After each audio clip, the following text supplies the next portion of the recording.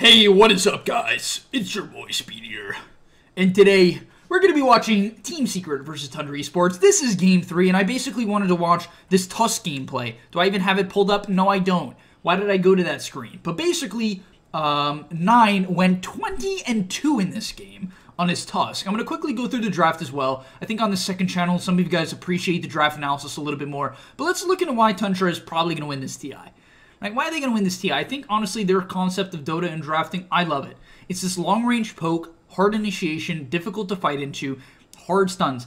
I personally think that also this tiny Moran opener, because I've been really thinking about it, alright? I went into a deep, dark place to think about what do you counter with this initiation, and there's some concepts you can go over, but the reason why I really love this Mirana tiny opener is I think it counters unit drafts pretty well. You have the arrow for Helm Dom creeps, Avalanche is pretty good in an AoE stun.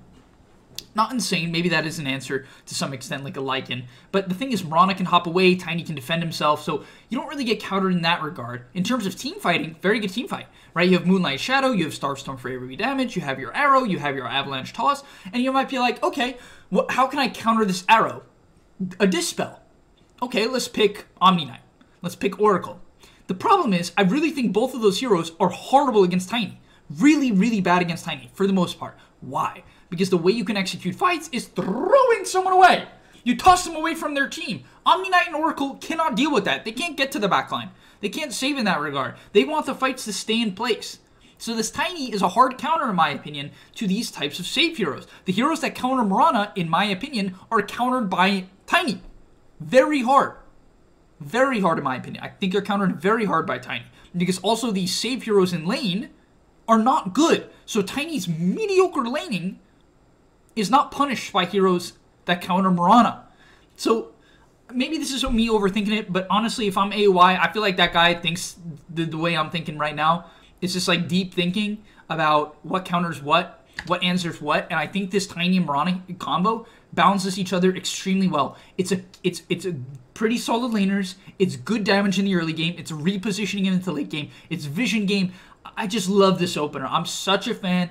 I don't think it has very many counters, at least that I'm currently aware of. Obviously, Dota's a complex game. I can't think of everything. And they go for the Dawnbreaker on Secret, which I don't mind, actually, as a response to Tiny Mirana, because if someone gets tossed back, you can try to back them up with the Dawnbreaker. If they get arrowed, you can kind of back them up with Dawnbreaker globally. So I don't really hate this idea, right? I don't mind it. I don't think Dawn is that great against Tiny, only because Avalanche is... Both of these heroes have a stun for Dawn in lane, or can easily get away from the spinny thingy.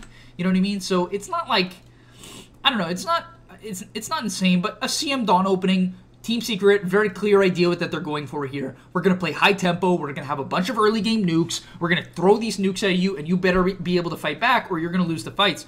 And there's the initiation, right? So you have a Nerf Spear now, these heroes don't initiate, you follow it up with the Earth Spirit. On top of that, it's a good counter to the Tusk, because, you know, you have a silence and a stun. It's just a way to get on top of this Mirana and Tusk. It's a counter to these mobile heroes, right? Their Spirit's pretty good against them. I don't think the hero's that good, though, because it kind of just dies when it rolls in, right? I feel like most of the time that's the case. We'll see how it plays out. They lose, actually. But then the Zeus comes out. Kind of a weird Zeus pick. I think, once again, this is them sticking to the idea that, hey, we are going to run at you mid-game. We are going to run at you mid-game. We're going to pick a bunch of nukes, and we're going to run at you mid-game, right? This is what we're going to do. Now, Tundra has to think, okay, do we match that? Or, right, do we match that? Or do maybe we go for a scaling route and just try to get over the hump, right? And I think what they go for here is a solid pick. It's a meta pick. It's a solid pick. It's the Enigma. It's like, okay, right, neither of your supports are hard Enigma counters, right? CM's okay. Earth Spirit's not. Earth Spirit's okay, right? He can kick the Eidolons, but it's not great. And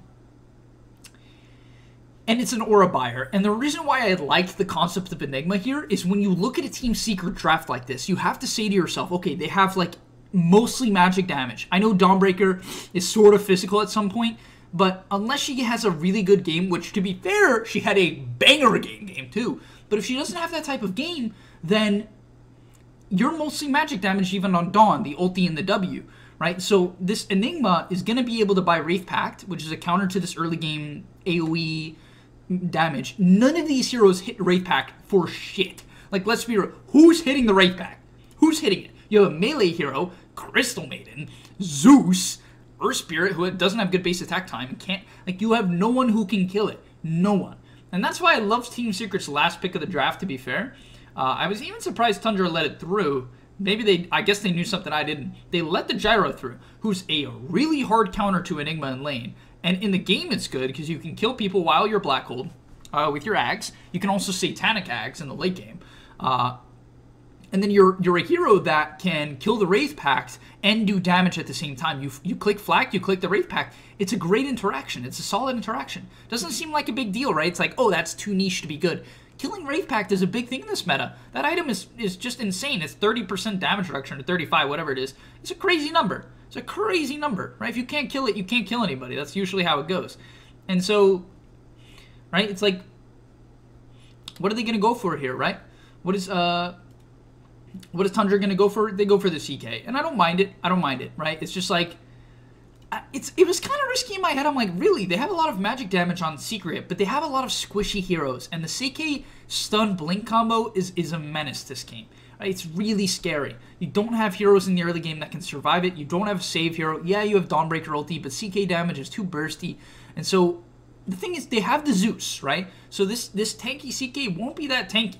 Right? If he gets kited out, if his BKB gets wasted, they have an opportunity to easily kill him with the Zeus shard. So I see a lot of potential on both sides of the draft. I thought that Secret has really good lanes, right? They have solid lanes. I don't think any of the lanes should lose. I don't think either side should get... The Enigma could get crushed in lane. The Enigma could get crushed in lane, which could be a problem.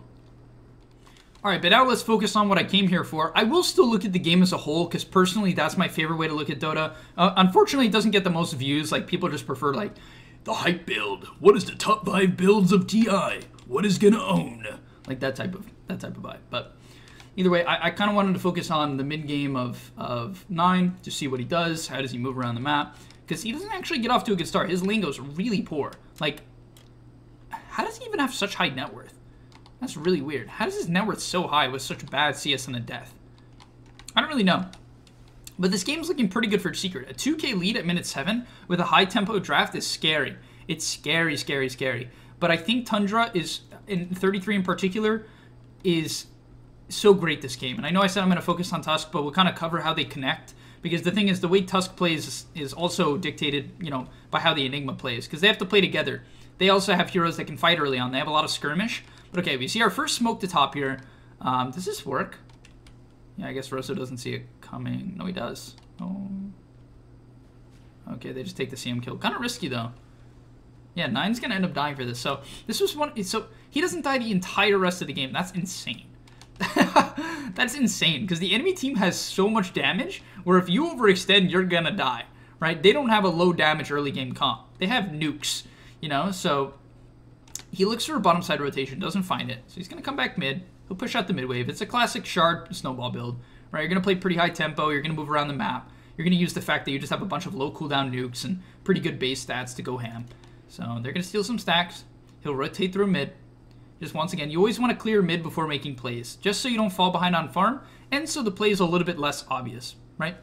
Both of these things are very important. You want to keep scaling, and you want to make the plays less obvious. So you're going to push out the mid wave. You're going to do that, and now they're going to actually rotate toward the bottom. And this was the first big mistake of Secret in the game. This was their first major overextension. They go for a smoke play, and honestly, they lost their... How did they lose their net worth lead so hard here?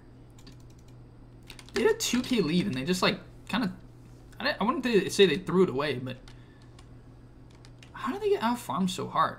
So, I guess they're afraid of the black hole bottom, because they don't have anyone farm bottom, right? No one farms bottom here. The Gyro doesn't feel safe.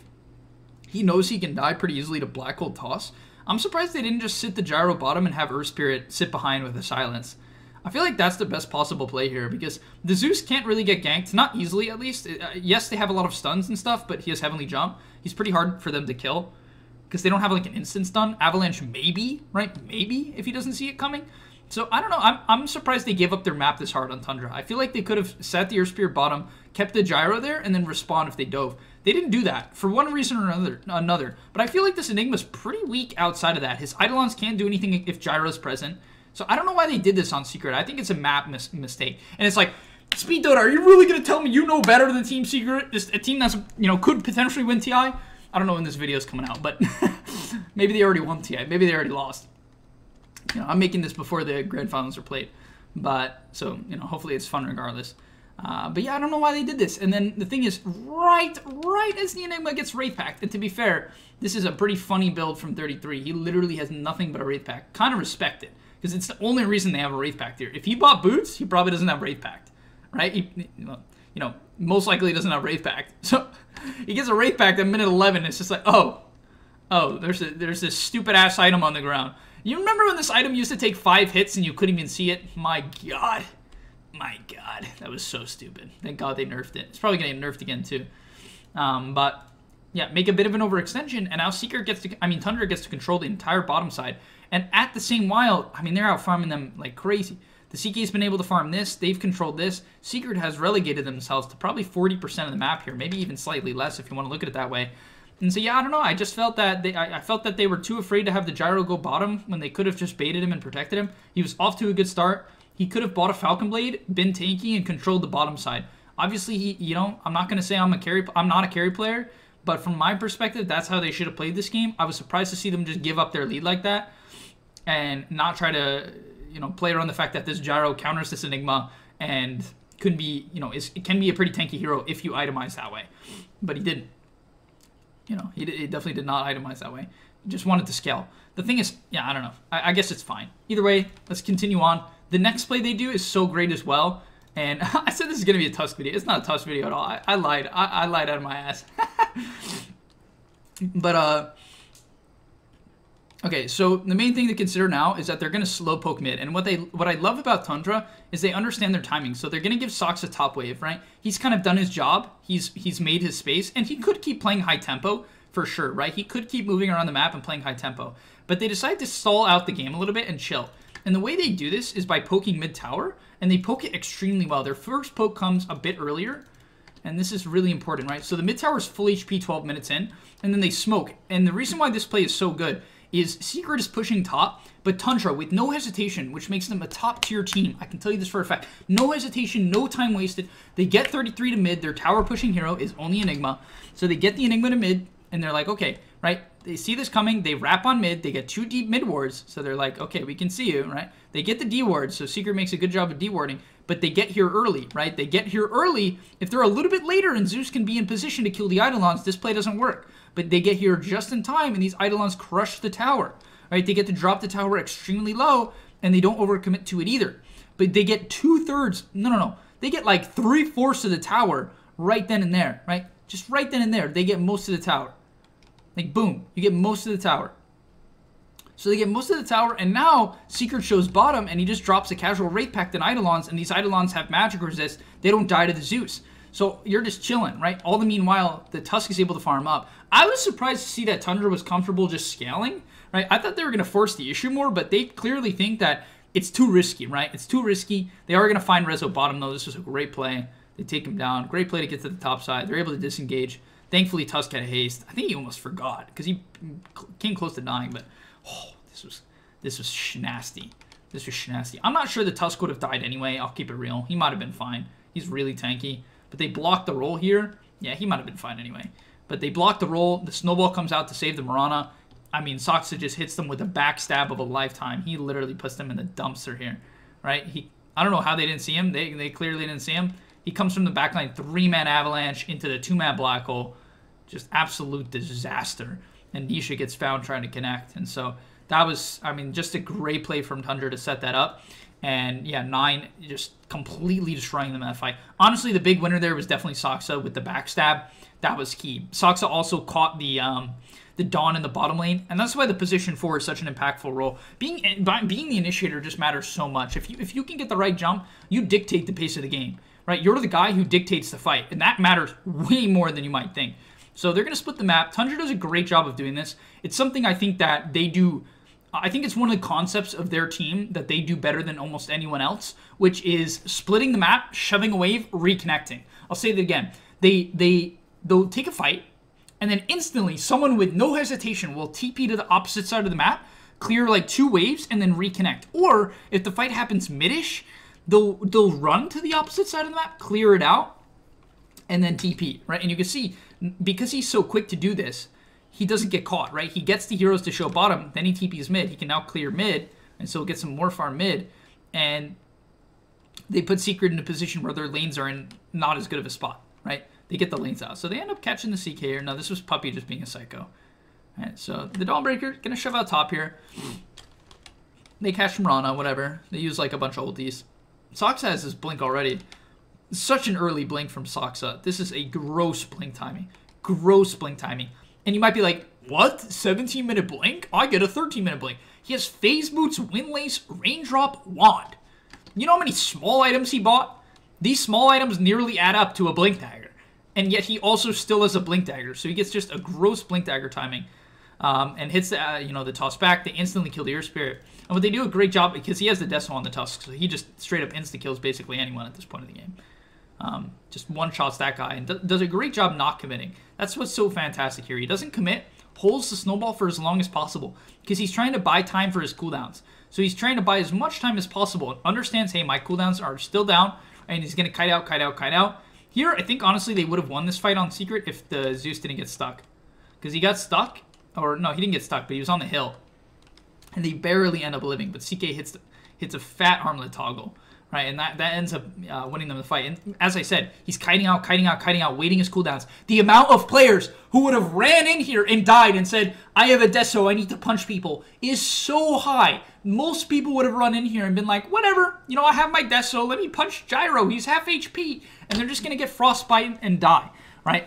They're going to allow Secret to stay as a ball instead of kiting out and waiting their cooldowns.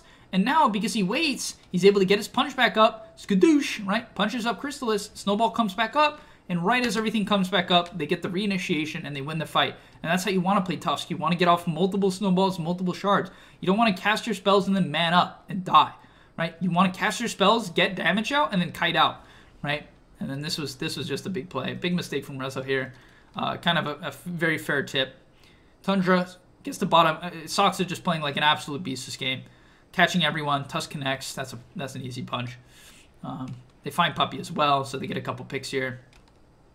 And now, instantly, they're going to run to mid, right? So they want to close off the map. Anytime you get a couple kills bottom or top, you run to mid. Don't be stupid. You have to make sure you can close off the map. Otherwise, your lead isn't going to be worth much. Because if you kill someone bottom and the enemy team just farms mid and top, you haven't really gotten too much of an advantage, right? You haven't necessarily won that hard. Finds the Brigand's Blade, and he's going for the Blink next. The Deso first was kind of wild. It's not like they have some minus armor draft. Yeah, you have Reality Rift from CK, but that's not, right? That's not too crazy. It's not like reliable armor reduction, CK is not reliable armor reduction. So it's kind of weird. He just thinks he can blow people up. And to be fair, you have a pretty squishy Zeus. He has a health talent, but you have a pretty squishy Zeus. You have the Crystal Maiden. Even Earth Spirit is a low armor hero. Low armor, fine armor, low armor, mediocre armor on Dawn. So you have a bunch of low armor squishy heroes. So this Deso is particularly good this game. Usually you just see a Corrosion into like a BKB or something along those lines, but he goes for the straight Deso, which is risky, but it makes sense this game because of how good it is against their heroes, right? It can kill anyone if he gets on top of them. And anytime that's the case, then it's a good Deso game. If it only counters like one hero and you can't find them in the team fight, you're just going to do nothing, right? You're going to end up punching some Centaur. He's going to be like, oh, that's funny. And then you move on, right? Because he has Phase Boots armor and probably a Vanguard or whatever. So they're going to look for Roche. They see the Earth Spirit bottom, so they see this as an opportunity to Roche. They have Tag Team, they have Deso. Another good thing about Tusk mid, and enables the Roche. So they get the Roche, right? Secret looks kind of for a fight here, and they don't want to commit too hard. Even though they're 7k up, the enemy team has Zeus, you can still lose, right? If you mess up, you don't take the fight right, you can still lose, but they catch Rezo. It's just a great go from 9. I can't honestly, I can't believe he showed top on Rezo here. Actually, I can believe it. They showed mid on 3 heroes on Tundra. He felt that he could kill the wave and run, but 9 just in position. Tundra is so comfortable splitting up. They're so comfortable splitting up. Honestly, sometimes I think that the way to beat Tundra, to an extent, at least in my head, is just like assume they're not together. And it's not that they're not always together, right? They are together sometimes, which is why it's so hard. All right, this is what I'm saying is way easier said than done. But it's just like assume when, even if you don't have vision, they're not together. If like the game state is in neutral, assume they're not together, but that's not always true, right? So it's really easier said than done, like truly easier said than done. But okay, shoving out the top wave. They're clearing out mid. See an Arcane Rune. Okay, they just taken on Saksa. So they're looking for the jump. The gyro, oh, BKB gets forced. That's massive. BKB gets forced on gyro. They'll kill off the top wave. Oh, how do they? Oh yeah, the gyro, no BKB. This was weird from Secret. I think this is Secret saying like, hey, we got to get out on the map. So they push out here because they think Tundra's. Yeah, this is a great play from Tundra. It's just a great play, right? I don't know how they make the read that Secret's gonna go bottom here. Maybe they just think like, hey, Secret has to try to find farm. They're gonna split the map. This is just such a high skill smoke from Tundra. It's instant smoke, right? The last time they saw Secret was top. They have no information that they're going bottom. They just assume they're going to go bottom, and they find them. And they find the best target, a no BKB gyro. They're like, we don't care, Earth Spirit. Go on this gyro. He doesn't have a BKB. They toss him out of the Dawn ulti, too, into the waiting arms of the CK. And, yeah, just a free fight. Wraithpack comes out. CM ulti does 0. And, yeah, I mean, that's... That move from Tundra that's a TI winning move. Let's keep it real. Instant smoke to the other side. Find the best target. Don't panic. Go on the Earth Spirit. They see Earth Spirit and CM. Don't go on either of them. Wait for the better pick. Wait for their team to get in position. Saksa this game. I can't stress how good I think this guy is this game. Right? Like every single catch has almost been dictated by him. Almost every single catch. He has led and caught almost the right target as he finds the Zeus. That's the target you want. Unfortunately, they couldn't get the chain stun, but he dies anyway. And just every single fight started by this Tiny. That's why they first picked this hero. It's just a repositioning menace, right? Tiny is such a good catch hero compared to other heroes because not only does he stun you for like 3-4 seconds because of how long Avalanche Toss is really a stun, it's one of the longest stuns in the game, and it's an AoE Avalanche, so it's hard to save who he goes on sometimes. And then on top of that, it's like you throw them away from their team. Like that Zeus can't be saved. He can't be protected by 4 staffs, kicks out, silences, whatever it is, frostbites. There's nothing in range to save him for the most part. And that's why they love this hero so much. And that's why you have to go 4 staff. So you can combo, go in, go out. And yeah, they're going to go onto the high ground here. They know with this Aegis they're strong. And I'd love this build from the Enigma. Pipe, Wraith Pact. Hey, you picked all magic damage. This Gyro is not doing physical at the moment. It's a really underwhelming amount of physical damage. It just is, right? It's an underwhelming amount of physical damage. They're mostly magical, as he just insta-kills the CM on the 9 Tusk, gets the snowball off. Kind of risky because he doesn't have BKB, but he does get it off. Has the kite out, but he's piped up. Pipe up! He's piped up. He's got the Wraith Pact. You know what I mean? He's chilling. He's chilling. And they find the CM. They do such a great job of kiting out here. Just once again, playing around, just tossing people, and they kite out all the time. They get kills, they kite out. Even though they're winning the fight, this is how you know it's a TI caliber team and TI caliber players. Pub players never kite out. They go in. You will never be good. And you might be like, my teammates are going and I have to follow them. It's like, kind of. It depends, right? It depends. If you're going to do nothing and you're just going to chain feed as well, don't run in. Wait your cooldowns, right? Like, it depends. Of course it depends. If you're playing Crystal Maiden, you cast Frostbite Nova, and you run forward, you are just bad. You're just bad. If you're playing Tiny, and you cast your combo, and then you run forward, you are bad. You're bad. You're bad at the game. It's as simple as that. I can't. But like this go from Skeeter is so good because it kites out the fight, right? They go on him here, they pull him out, right? And they like this is free. It's free. CM messes up. He goes forward, and they keep finding catches, just poking people. Once again, another pullback from the CK. They just bring them in. The only reason they run forward here is because they feel like they're an advantage, which, to be fair, is the only time where it looks like Secret maybe can win the fight. But they just feel like, hey, we're far enough ahead at this point, we can commit, right? We got enough pickoffs. They use their buybacks. We can commit. And to be fair, they end up dying. So, you know, if you want to be really like technical, maybe they shouldn't have committed even as hard as they did. But to be fair, they got a bunch of buybacks, a couple kills. They didn't buy back on anyone. But yeah, they actually did lose quite a bit of net worth, right? If I'm not mistaken, they went up to like 20K and then dropped. Yeah, so they lost like 4K net worth. Because, I mean, you could argue it's fine. And it kind of is because they got buybacks, but oh, that was such a good kill from 9. Oh my god. Look at this play. Look at this play. This is so schnasty. This is such a schnasty play. This is one of those plays where you're just so big brain. You know, you're just taking all the factors. You're just like, hey, they're gonna be confident. They're leaving the base. You make the play. Like you think they're gonna TP out, right? Reza sticks around. He waits for the Zeus to leave. Somehow he knows he can kill him from 2/3 HP. That's damage right there. And then he sees the bolt come out, and that's the TP cancel from Zeus. He TPs away. That's a play and a half. You shut down all momentum, all the wave clear from Secret goes out the window. The Dawnbreaker can't catch up. I mean, this is the most poor Dawnbreaker you've seen in your life. This guy has 0 gold. Like, he is so poor. And Dawnbreaker from behind is such an awful hero. It's so awful. It's awful. Awful. It does nothing. Nothing. It has no hard stun. It's underwhelming slows. Its ulti is underwhelming. Everything about Dawn is horrible from behind. It's not a hero you play from behind. This game, honestly, just from the fact that Dawn is poor, is kind of impossible from Secret. And you know, they have Zeus and Gyro to do damage, but it's just, the Dawn does so little. It's just rough. It's so little. So now, yeah, I don't know. This seemed like a tilt roll in. He just rolls in. I don't know why. Your Zeus is dead. He's not even, like, he could have bought back and they could have tried to take one more fight. But Zayac just kind of rolls in. Kind of seemed like a tilt roll. I don't know who he was aiming for. There's no way he would have killed anybody. But once again, Tundra, so much discipline to just farm it up. We have our lead, but we don't care. We're gonna guarantee the game, right? We're just gonna slow it down, make sure the game is completely unlosable. So we'll clear our waves.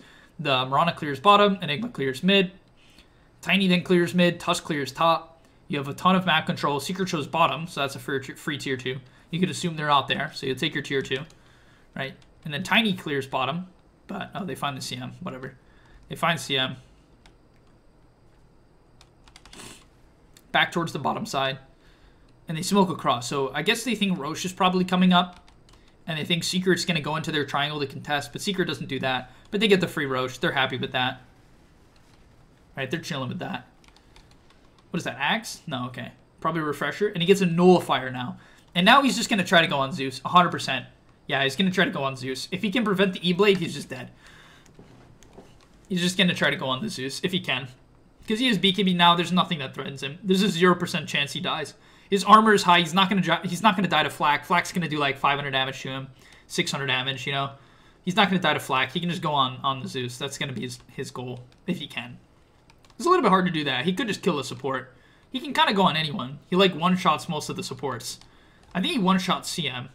Probably drops Earth Spirit to a 3rd HP with one punch. One punch. And they're going to... The Tundra Classic. The smoke up the hill. Assume they're not looking. No BKB on right? No BKB on the Dawn. Honestly, I'm surprised they went on Dawn only because of how useless he is. But to be fair, like... Yeah... Kind of a crazy jump. Honestly, this is probably... I guess they feel like maybe none of the other heroes do anything besides the Gyro, so focus down the Gyro. Maybe that's the concept here. I mean, obviously Zeus does too, but like he goes on Gyro, which is kind of weird. Oh yeah, he was looking Nisha. So as I said, he's trying to find the Tusk, but, you know, the Zeus.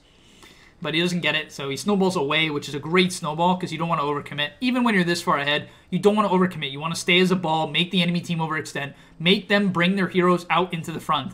When you do that in any competitive anything, you win the fight, right? I can guarantee you want people to extend, and then they find the toss back. That's the game. And yeah, hopefully you guys enjoyed this analysis. Hopefully you just like love watching Dota like I do. I just have so much respect for Tundra. I love the way they draft. I love the way they play. I think their drafts are so well-rounded. It's a good mix of stuns, damage, scaling. They have their Wraith Pack buyer every game. Basically, I don't think there's like a single game Tundra has played without Wraith Pact unless I missed it. They buy this item every game and then they group up on towers with it. And it's like, if you don't have one, you better hope you can kill it. You know? It's like, you don't have a Wraith Pact? I hope you can kill it, buddy. Right? Because otherwise this item's kind of broken. It's kind of broken because it's also an aura that heals your team and gives them armor, right? So, and makes you really tanky. But alright, thanks so much for watching, guys. I hope to see you in the next one, and I'm out. Peace!